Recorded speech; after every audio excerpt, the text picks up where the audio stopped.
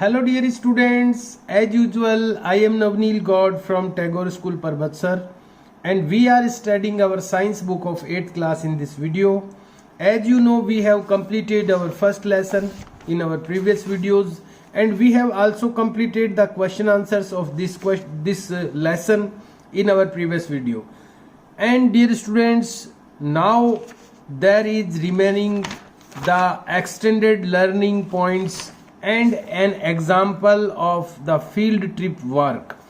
These two exercise, actually these are two project work और exercise related to practicals. Actually ये जो यहाँ पर टू एक्सरसाइज दी हुई है जिसमें से फर्स्ट तो है extended learning activities and projects. There is a project for you. यहाँ पर एक प्रोजेक्ट दिया गया है जो कि आपके लिए है और यहाँ एक सीन डिस्क्राइब किया गया है कि कुछ जो स्टूडेंट्स होते हैं वो एक फील्ड में यानी एक खेत में ट्रिप के लिए जाते हैं, घूमने जाते हैं और वहाँ पर क्या उनकी कन्वर्सेशन यानी बातचीत होती है वहाँ के फार्मर से. तो ये एक सीन दिया हुआ है. तो यहाँ पर प्रैक्टिकल जो है वो अभी चूंकि हम लोग फिजिकली नहीं आ पा रहे हैं तो ये प्रैक्टिकल जो आप घर पर कर सकते हैं which you can do at home, you should try. जो आप घर पर कर सकते हैं आपको वो ट्राई करने चाहिए. तो मैं आपको एक बार इसको एक्सप्लेन करने जा रहा हूँ और इसी के साथ ही आज अपना ये फर्स्ट लेसन जो है वो कंप्लीट हो जाएगा. वैसे तो लेसन कंप्लीट हो ही गया है, उसके क्वेश्चन आंसर्स भी जो रिटर्न वर्क में करने थे वो हमने कर लिए हैं और आशा करता हूँ कि आप लोगों ने अपनी नोटबुक में भी कर लिए होंगे. So let's read the project work. आइए पढ़ते हैं एक बार प्रोजेक्ट वर्क को. व्हाट इज सेइंग इट, ये क्या बोल रहा है. एक्सटेंडेड लर्निंग यानी कि कुछ आगे की लर्निंग एक्सटेंडेड यानी विस्तारित होता है, यानी विस्तार रूप में जब अपन कोई पढ़ते हैं कोई किसी चीज को तो वो एक्सटेंडेड कहलाती है. एक्सटेंडेड लर्निंग यानी विस्तारित अधिगम यानी विस्तारित रूप से और ज्यादा थोड़ा सा सीखना. और उसके लिए क्या है, एक्टिविटीज एंड प्रोजेक्ट्स हैं, क्रियाकलाप और परियोजना. यानी एक्टिविटीज और प्रोजेक्ट्स यहाँ पर कुछ दिए गए हैं जिनको आपको प्रैक्टिकली करना है, जिनको आपको एज ए एक्टिविटी करना है. तो हो सकता है कि सारे आप नहीं कर पाएं लेकिन जो जो एट होम आप कर पाएंगे वो आपको जरूर ट्राई करना चाहिए. द फर्स्ट एक्टिविटीज, जो फर्स्ट एक्टिविटी यहाँ पर दी हुई है उसको रीड करते हैं. सो यानी बोइए, सम सीड्स यानी कुछ बीजों को, इन द सोइल यानी मिट्टी में, एंड अरेंज द वाटर और पानी की व्यवस्था कीजिए, दैम यानी उनके लिए, by drip irrigation. Drip irrigation के बारे में हम पढ़ चुके हैं, बूंद बूंद सिंचाई.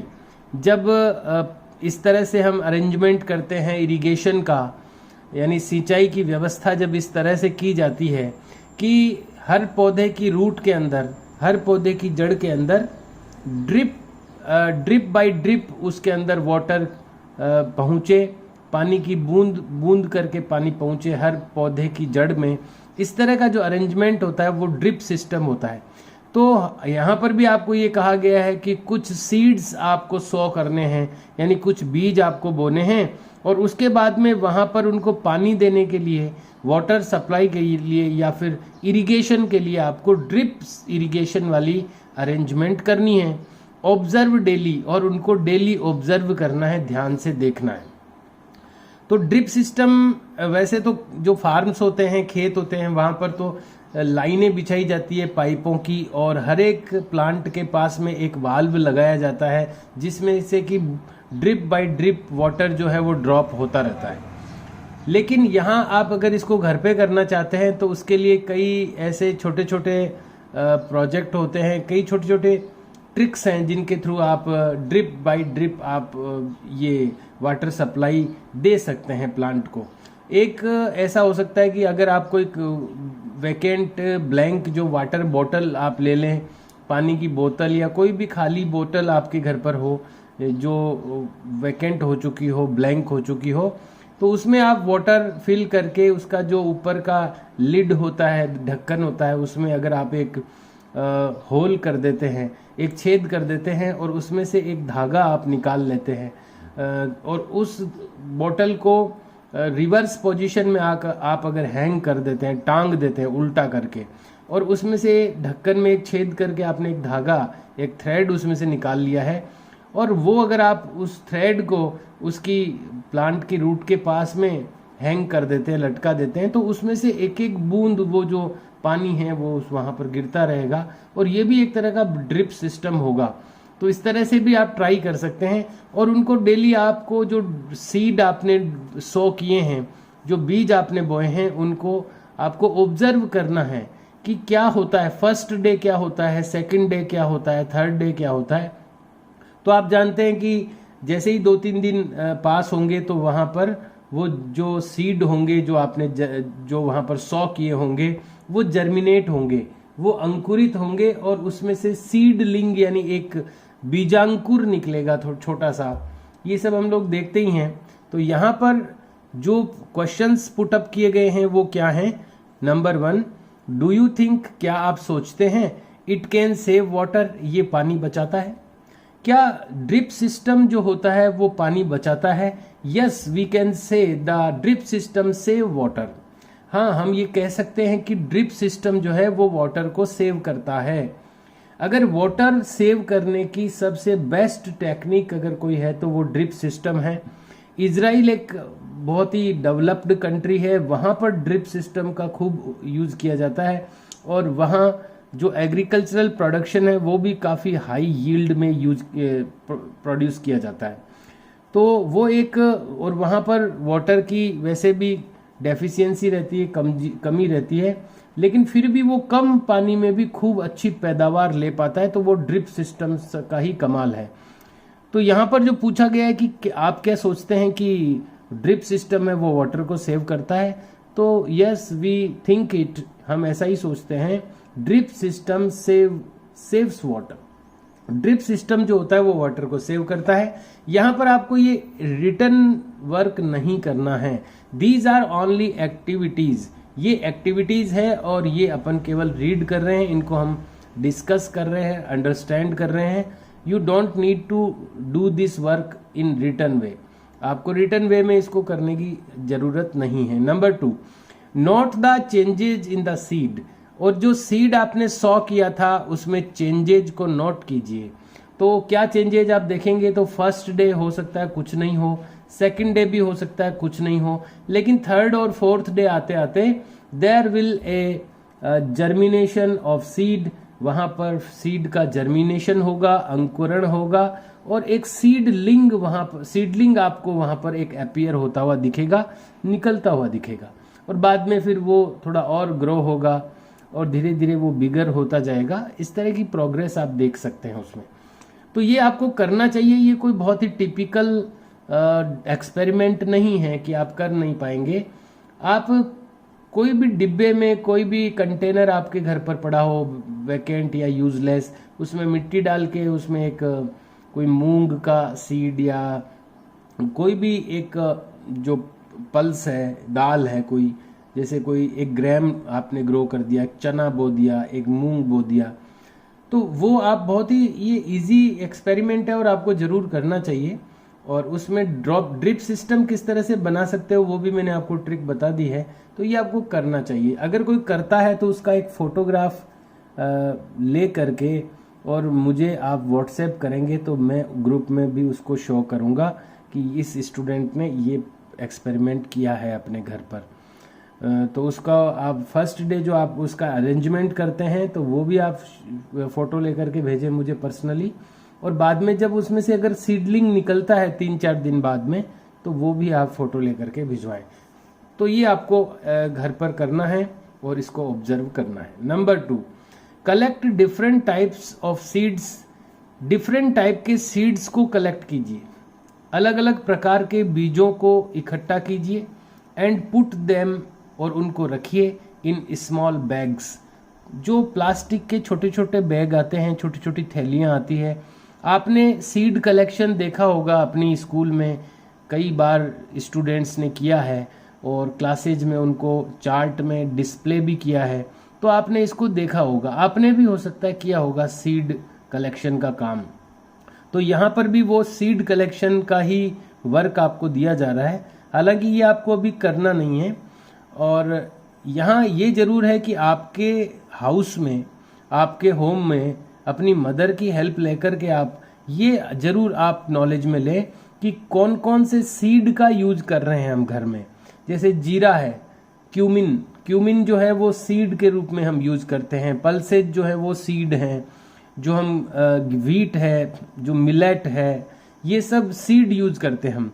तो कौन कौन से सीड हम यूज करते हैं अपने घर में, वो आप अपनी मम्मी से पूछेंगे तो आपको नॉलेज आपका जो है वो इम्प्रूव होगा इस बारे में। अगर अपनी क्लास होती तो जरूर आपसे सीड कलेक्शन हम करवाते और उसको डिस्प्ले करते, लेबल देम, और उनको लेबल भी करें यानी नामांकित भी करें। तो अभी ये आपको करना नहीं है, लेकिन ऐसा एक नॉलेज आपको जरूर लेना चाहिए। ये प्रैक्टिकल जरूर आपको करना चाहिए अपने घर पर, और इसको फोटो उसका ले करके और मुझे सेंड करना चाहिए। नंबर 1 हो गया, 2 हो गया। सेकंड में आपको किस तरह से नॉलेज गेन करना है वो आपको बता दिया है मैंने। आपको मदर की हेल्प लेनी है, इसमें फादर की भी ले सकते हैं, या कोई जो एल्डर पर्सन्स हैं आपके फैमिली में उनकी भी आप हेल्प ले सकते हैं। Number 3, collect pictures of some other agricultural machines. एक कुछ एग्रीकल्चरल मशीन्स की पिक्चर्स हमने देखी है इस लेसन में, जैसे कि हार्वेस्टर है, कल्टीवेटर है, कंबाइन मशीन है, ये प्लॉ है, इसी तरह की और भी कुछ मशीन्स अपन ने देखी है। तो यहाँ पर आपको ये कहा गया है कि आप कुछ और मशीनों के पिक्चर्स कलेक्ट कीजिए। कलेक्ट पिक्चर्स यानी इकट्ठा कीजिए कुछ चित्र of some other agricultural machines, कुछ दूसरी एग्रीकल्चरल मशीन्स के, एंड पेस्ट देम, और उनको चिपकाइए इन ए फाइल, एक फाइल में। राइट देयर नेम्स, उनके नाम लिखिए, एंड यूजेस, और उनका उपयोग भी लिखिए। तो अगर आपको कोई ऐसा पिक्चर मिलता है किसी न्यूज़पेपर में, किसी मैगजीन में, तो आप उसको वहाँ से कट करें और आप ये क्वेश्चन नोट कर लें और इसके आंसर में आप उसको पेस्ट कर दें, और उसका जो नेम वहाँ पर हो वो भी मेंशन कर दें। और अगर इसका यूज़ भी वहाँ पर लिखा हुआ हो तो आप इसका यूज़ भी लिख सकते हैं। तो ये आप नोट रिटन वर्क में कर सकते हैं। और अगर आपको अवेलेबल नहीं होता है कोई भी पिक्चर तो आप इसको रिटन वर्क में न करें। 4th जो प्रोजेक्ट वर्क है उसमें क्या है देखते हैं। विजिट ए फार्म, एक फार्म यानी खेत का भ्रमण कीजिए, विजिट कीजिए। नर्सरी यानी जो छोटे छोटे पौधे जहाँ पर बनते हैं, बनाए जाते हैं और बेचे जाते हैं, वो नर्सरी कहलाती है, उसका विजिट आप कर सकते हैं। और एक गार्डन नियर बाई, या फिर कोई गार्डन हो जो आपके पास हो तो इनका आप विजिट करें, देखें वहाँ जाकर। गैदर इन्फॉर्मेशन, और इन्फॉर्मेशन इकट्ठा करें अबाउट, किस किस के बारे में, 2 बारे में इन्फॉर्मेशन गैदर करनी है, आपको इकट्ठी करनी है। Number 1, importance of seed selection. Seed selection यानी बीजों का चयन। हमने ये स्टडी की है लेसन में कि जब हम सोइंग करते हैं, जब बीज को बोते हैं, तो उससे पहले अच्छे बीजों को छांटा जाता है, उनका सिलेक्शन किया जाता है। एक मेथड भी हमने रीड किया था कि हम अगर सीड्स को वाटर में डिप कर देते हैं तो जो हॉलो सीड्स होते हैं, जो स्पॉइल्ड सीड होते हैं, जो खराब सीड होते हैं, वो फ्लॉट करने लगते हैं, तैरने लगते हैं, और उनको बाहर निकाल दिया जाता है। और भी कई तरीके हो सकते हैं सीड के सिलेक्शन के, लेकिन सीड का सिलेक्शन जरूर करना चाहिए। पर आजकल तो क्या है, अधिकतर लोग मार्केट से रेडीमेड सीड लाते हैं, तो उनको कोई सिलेक्शन करने की ज़रूरत नहीं होती, क्योंकि जब पैसा दे करके लाते हैं तो वो सिलेक्शन किए हुए ही होते हैं। पहले जब अपना खुद का सीड खुद अपन प्रिपेयर करते थे हमारे फार्मर, तब सीड का सिलेक्शन उनको करना होता था। अब आजकल हर काम रेडीमेड है, पैसा दो और काम कराओ। तो उसके हिसाब से आजकल सीड भी मार्केट से उसकी बैग मिलता है सीड का, वो सब सेलेक्टेड होता है, उसको लाइए और सीधा ही उसको आप स्प्रेड कर सकते हैं। तो यहाँ आपको करना क्या एक्चुअली कि इम्पोर्टेंस ऑफ सीड सिलेक्शन, कि सीड सिलेक्शन का इम्पोर्टेंस क्या है। तो ये अपन वैसे भी आप अगर मार्केट वहाँ पर फार्म में या नर्सरी में नहीं जाएंगे तो भी हम लोग इसके बारे में पढ़ चुके हैं लेसन में कि सीड सिलेक्शन का जो इम्पोर्टेंस है वो काफ़ी है। जैसा सीड आप ग्रो करोगे वैसा ही प्लांट आपको मिलेगा। अगर आपका सीड हाई क्वालिटी का है तो आपकी जो क्रॉप है, आपकी जो प्रोडक्शन है, आपकी जो प्लांट है वो भी हाई क्वालिटी का बनेगा। जैसा बीजोगे वैसा पाओगे। तो जैसा आपका बीज का स्टैंडर्ड होगा, जैसा आपका सीड का लेवल होगा, वैसी ही आपकी फसल का लेवल होगा। इसलिए सीड सिलेक्शन का जो इम्पोर्टेंस है वो काफ़ी ज़्यादा है। तो ये आपको समझ लेना चाहिए, बस यही चीज़ समझनी है आपको वहाँ जाकर फार्मर से डिस्कशन करते हुए। सेकंड है मेथड ऑफ इरिगेशन, सिंचाई की पद्धति। कि आपके पास में जो फार्म है या खेत है या नर्सरी है या गार्डन है, वहाँ पर जो वाटर सप्लाई है प्लांट्स को, या जिसको हम इरिगेशन कहते हैं, सिंचाई कहते हैं, वो किस तरह से की जाती है। तो मैं आपको बता दूं, आपका कभी जाना हो ना हो, लेकिन अपने यहाँ पर अभी ड्रिप सिस्टम बहुत ही कम लोग यूज़ करते हैं, फाउंटेन्स भी बहुत कम लोग यूज़ करते हैं। जो ट्रेडिशनल मेथड है, जो पारंपरिक तरीके हैं, वही यूज में लोग करते हैं।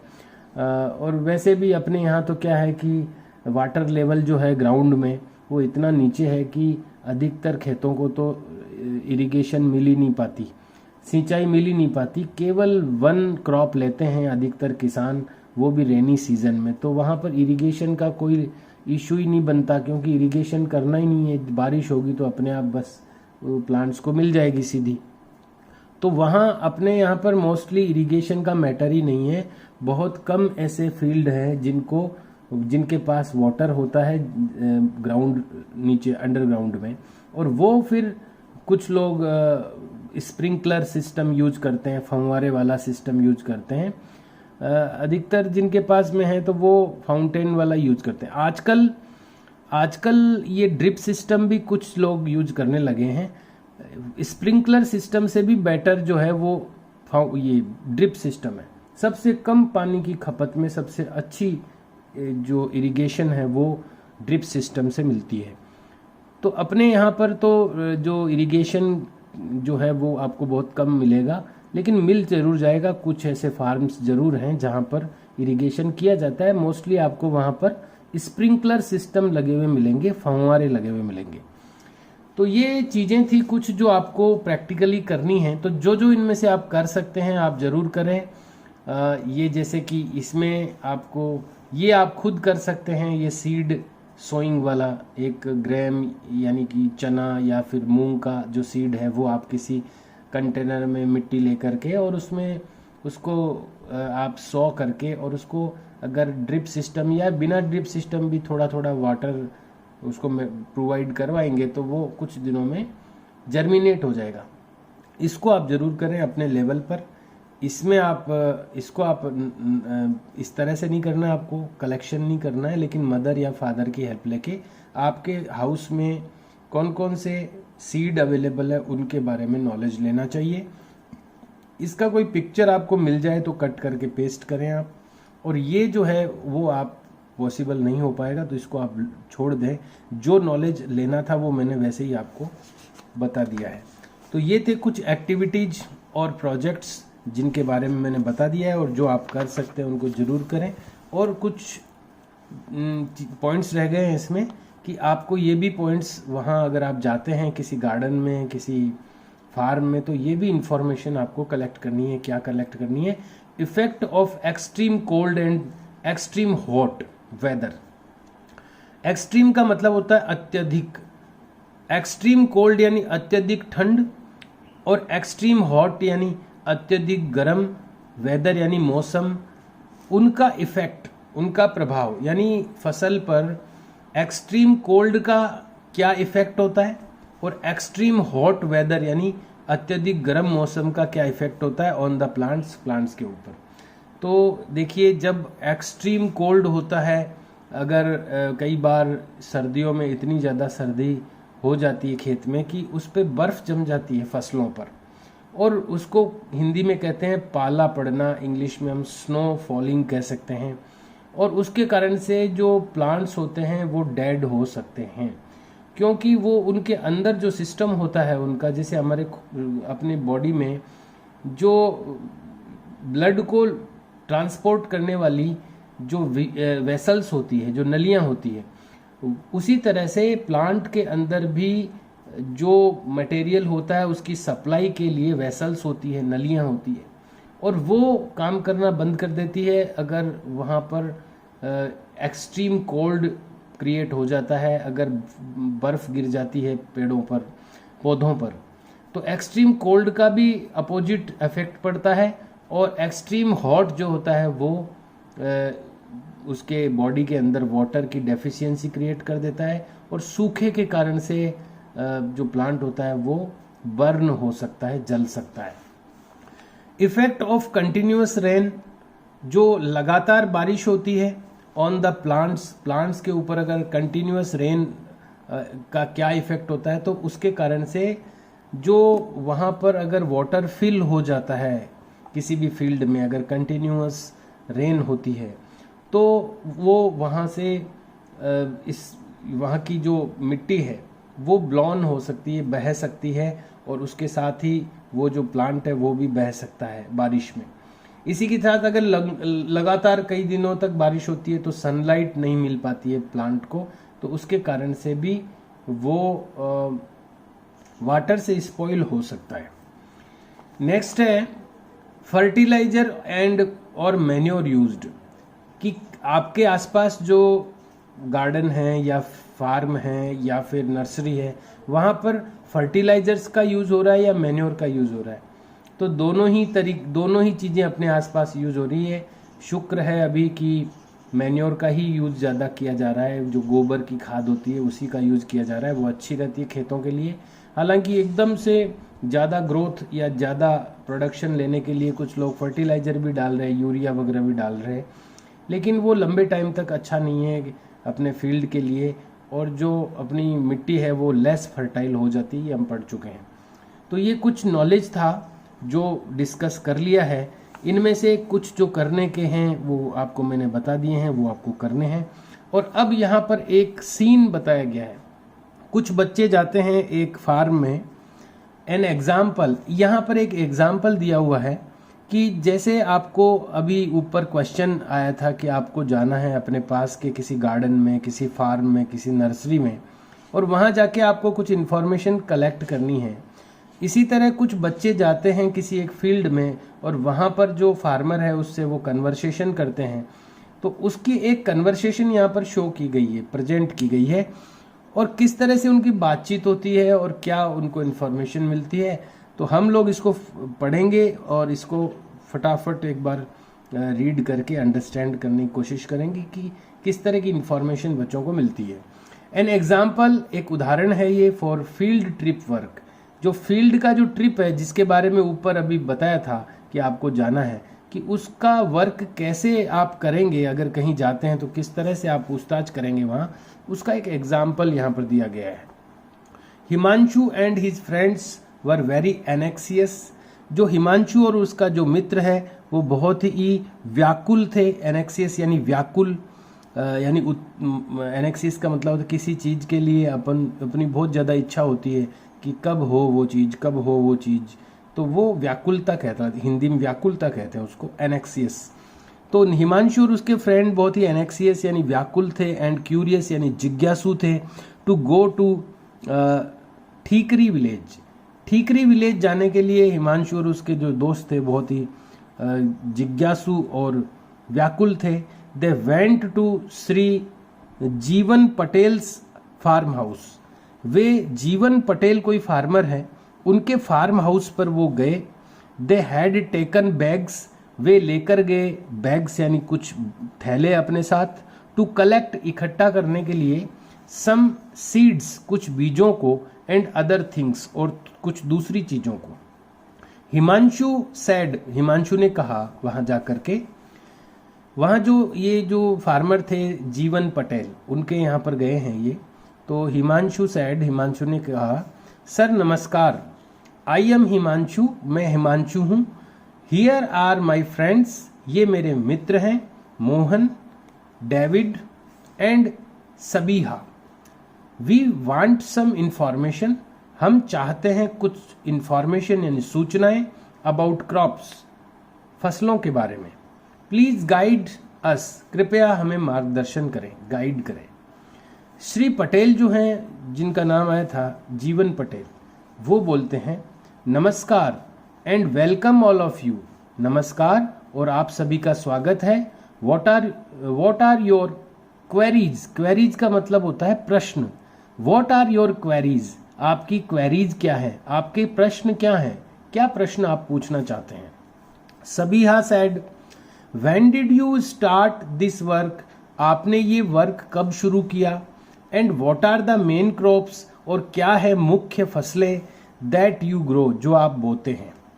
Shri Patel said about 75 years ago, लगभग 75 वर्ष पहले, माई ग्रैंडफादर स्टार्टेड दिस वर्क, मेरे दादाजी ने ये वर्क स्टार्ट किया था।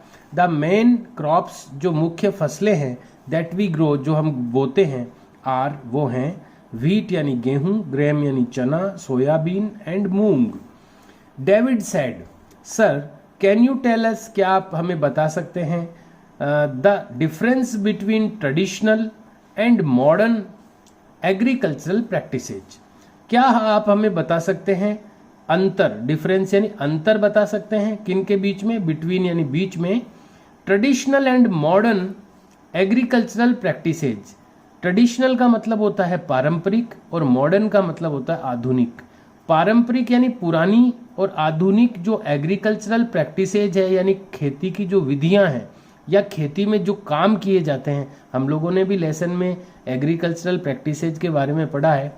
तो यहाँ पर पूछा जाता है कि जो आप ट्रेडिशनल और मॉडर्न जो एग्रीकल्चरल प्रैक्टिसेज है, क्या उनमें आप डिफरेंस बता सकते हैं कि क्या अंतर आ गया है।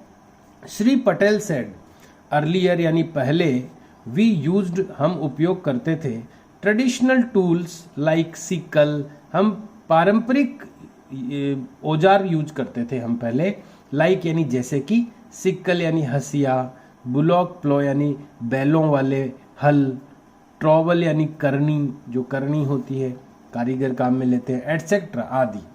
And dependent on rain water, और हम डिपेंडेंट होते थे, निर्भर होते थे पहले रेन वाटर पर यानी बारिश के पानी पर, फॉर इरिगेशन यानी सिंचाई के लिए। बट नाउ, लेकिन अब वी यूज मॉडर्न मेथड्स, हम आधुनिक पद्धतियां, आधुनिक विधियां यूज करते हैं ऑफ इरिगेशन यानी सिंचाई की। वी यूज इम्पेलिमेंट्स, हम उपयोग करते हैं औजार या उपकरण, लाइक ट्रैक्टर्स, जैसे कि ट्रैक्टर हो गए, कल्टीवेटर हो गया, सीड ड्रिल हो गई, एंड हार्वेस्टर जो कटाई वाली मशीन है वो हो गई।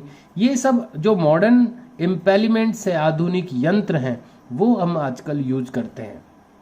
We get good quality seeds, हम प्राप्त करते हैं अच्छी क्वालिटी के बीज। We carry out soil testing, हम करवाते हैं मिट्टी की जांच।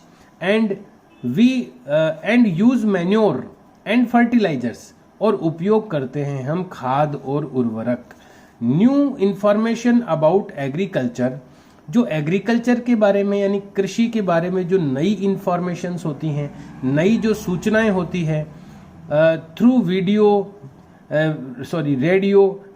के द्वारा, टीवी के द्वारा, एंड अदर सोर्सेज, और दूसरे जो स्रोत होते हैं जानकारियों के, उनके द्वारा हम कृषि से जुड़ी हुई, एग्रीकल्चर से रिलेटेड इंफॉर्मेशन भी प्राप्त करते हैं। एज ए रिजल्ट, और रिजल्ट के रूप में, परिणाम के रूप में, वी आर एबल, हम योग्य हैं, हम समर्थ हैं, टू गेट गुड क्रॉप्स, अच्छी फसल लेने के लिए, ऑन ए लार्ज स्केल, बड़े पैमाने पर।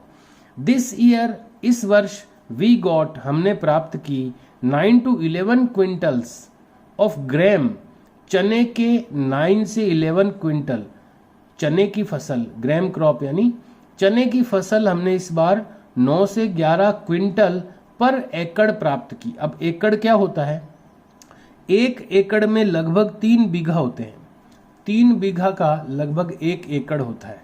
तो 3 बीघा में हमने चने की 9 से 11 क्विंटल प्रति एकड़, यानी 3 बीघा में 9 से 11 क्विंटल जो है चना हमने उगाया इस बार, ऐसी हमें फसल मिली। And 20 to 25 quintal of wheat per acre, और ऐसे ही 1 एकड़ में यानी 3 बीघा में 20 से 25 क्विंटल गेहूं भी हमें क्रॉप मिली है।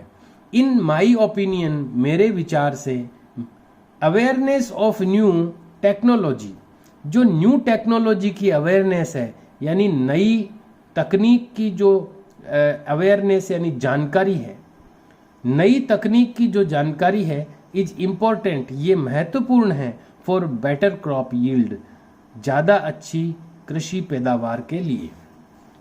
मोहन सेड, मोहन ने कहा, सबीहा कम हियर, यहाँ आओ, एंड सी सम अर्थवर्म्स, और देखो कुछ केंचुए। अर्थवर्म यानी मिट्टी में पाए जाने वाले लंबे लंबे धागे जैसे जीव होते हैं, ये ऑर्गेनिज्म होते हैं जो मिट्टी खा करके और खाद बनाते हैं। आजकल तो आपको देखने को ही नहीं मिलेगा, बहुत कम खेतों में मिलेंगे ये। अब तो उनको खाद, केंचुए की खाद खरीद करके लानी पड़ती है अपने खेत में डालने के लिए। किलो के हिसाब से केंचुए मिलते हैं आजकल, अर्थवर्म। तो उस खेत में केंचुआ होगा, अर्थवर्म होगा, तो वो सबीहा को दिखाता है। आर दे हेल्पफुल, क्या ये हेल्पफुल होते हैं, यानी क्या ये उपयोगी होते हैं या सहायतापूर्ण होते हैं टू द फार्मर्स, किसानों के लिए। तो सबीहा कहती है, ओ मोहन, वी लर्नड, हम पढ़ चुके हैं, अबाउट इट, इसके बारे में, इन क्लास सिक्स्थ क्लास में। श्री पटेल कहते हैं, earthworms turn the soil, earthworm जो होते हैं, केंचुए जो होते हैं, टर्न द सोइल यानी मिट्टी को पलटते हैं, एंड लूजन इट, और इसको ढीला करते हैं, फॉर प्रॉपर एरिएशन, सही वातायन के लिए। हवा एयर से बना है, एरिएशन यानी वातायन, हवा पहुंचे नीचे तक, इसलिए मिट्टी को ये जो अर्थवर्म होते हैं ये लूज करते हैं और उसको टर्न करते हैं, जिसको टिलिंग अपन कहते हैं, वो वाला काम ये करते हैं। So they help the farmer, इसलिए वे फार्मर की हेल्प करते हैं। David said, can we have some seeds, क्या हम कुछ सीड्स ले सकते हैं, ऑफ द क्रॉप्स, उन फसलों के, यू ग्रो हियर, जो आपने यहाँ उगा रखी है। दे पुट सम सीड्स, वे लेते हैं कुछ, वे रखते हैं कुछ बीजों को, फर्टिलाइजर्स यानी कुछ उर्वरकों को, एंड सोइल, और सोइल सैंपल, और कुछ मिट्टी के नमूनों को, इन द बैग्स, उन बैग्स में वो रखते हैं जो वो लेकर आए थे। Himanshu said, sir we are thankful to you, हम बहुत ही आभारी हैं आपके, for making this visit pleasant, इस विजिट को प्लीजेंट बनाने के लिए यानी सुखद बनाने के लिए, and for providing useful information, और हमें यूजफुल इंफॉर्मेशन प्रोवाइड कराने के लिए यानी उपयोगी सूचनाएं प्रदान करने के लिए। This is a example of a field trip work, ये एक एग्जाम्पल था फील्ड ट्रिप वर्क का। आप भी अगर कहीं पर जाते हैं तो इसी तरह से आप भी कुछ क्वेश्चंस पुट अप कर सकते हैं, कुछ क्वेरीज रख सकते हैं, फार्मर से आप पूछताछ कर सकते हैं और इस तरह से आप इंफॉर्मेशंस को कलेक्ट कर सकते हैं। Dear students, now nothing is there remaining in the lesson first. अब इस लेसन फर्स्ट में कुछ भी नहीं बचा है, and we have to start the second lesson now, और अब हमें सेकेंड लेसन ही स्टार्ट करना है। So I hope you have completed all the written work related to lesson number 1 and try to learn it also. आशा करता हूँ कि आपने सारा वर्क कर लिया होगा लेसन वर्क का, और आपको इसको लर्न भी करना चाहिए। Okay, we will meet in school for checking the notebooks today. आज हम लोग मिलने वाले हैं, आज नहीं बल्कि आज तो फ्राइडे है, कल सैटरडे को जब आप ये देखेंगे तब तक आप आकर जा चुके होंगे, कॉपी चेक करा करके जा चुके होंगे। तो इसीलिए ये कॉपी चेक करने का जो सिस्टम है ये मेंटेन करेंगे हम, ताकि आपका जो वर्क है वो डे टू डे कंप्लीट होता रहे और आप लर्न करते रहें। Okay dear students, see you and bye.